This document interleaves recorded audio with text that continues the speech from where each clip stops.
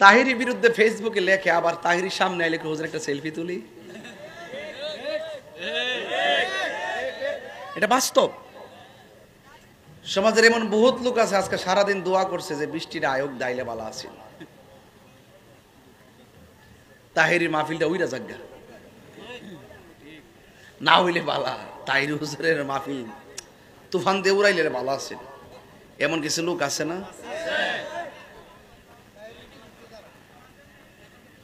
যেই লোকটি দোয়া করছে তুফান আয়া মাহফিলটা উইরা জাগা, এই মানুষটি দেখবেন সবার আগে আইসা ওয়াজে তাহিরিরে দেখবার লাগে বসে রইছে।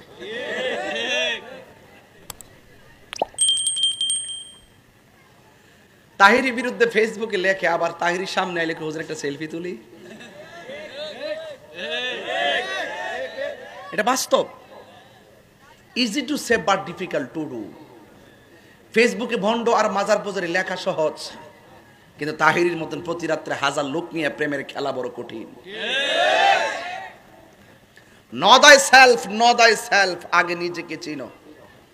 এটা নবীনগর না? আমার বাড়ি কই? বনবৈরা। অত শুদ্ধ লাগতো না বনবৈরি বালা, অত শুদ্ধ লাগতো না বনবৈরা বালা, নুন ওইবালা, সানুন ওইবালা, সৌর ওইবালা, বনবৈরের ঢেলা আছে না।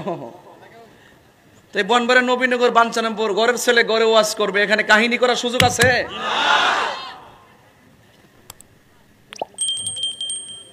নবীজির বাড়িতে ইহুদি খ্রিস্টান কাফেররা আসলে দমক দিতেন না ভালোবাসার সুরে কথা বলতেন?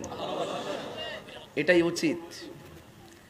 লাকাদ কানা লাকুম ফি রাসূলিল্লাহি উসওয়াতুন হাসানা। নবীর মাঝে আছে আমাদের চলার মডেল। কিভাবে কথা বলতে হবে, কিভাবে সম্পর্ক তৈরি করতে হবে, কিভাবে হক কথা মানুষকে বোঝাতে হবে। আপনার মাঝে যদি হিকমত না থাকে, কঠিন ভাষায় মানুষকে বোঝানো সম্ভব না।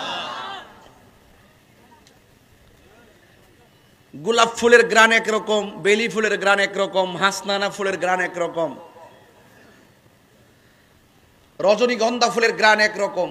গ্রান যদিও ভিন্ন, নাম একটাই, ফুল। নাম কি? তাহিরি হুজুরের ওয়াজের ধরন একরকম, আরেক হুজুরের ধরন আরেক রকম, আরেক হুজুরের ধরন আরেক রকম। যদিও হুজুর ভিন্ন, সুর ভিন্ন, কিন্তু টার্গেট একটাই, কোরআন এবং সুন্নাহ। কথা কোন ঠিক কিনা? এর বাইরে যাওয়ার সুযোগ আছে আমরার? আমি যদি কোরআন সুন্নাহর বাইরে কথা বলি, আপনারা কি আমাকে রাখবেন এখানে? তাই না? সিরালাই বেন্দরে। তাইলে এত হাজার হাজার লোক আমার ঘন্টা 2 ঘন্টা ওয়াজ শুনে বোঝা গেল যে ওয়াজের ভিতরে আমি যে কথাগুলো বলি, এই কথাগুলো কোরআন সুন্নাহর সাথে সাংঘর্ষিক নয়। যদি সাংঘর্ষিক হতো তাহলে আমি 1 মিনিট কথা বলতে পারতাম না। কথা কোন ঠিক কিনা?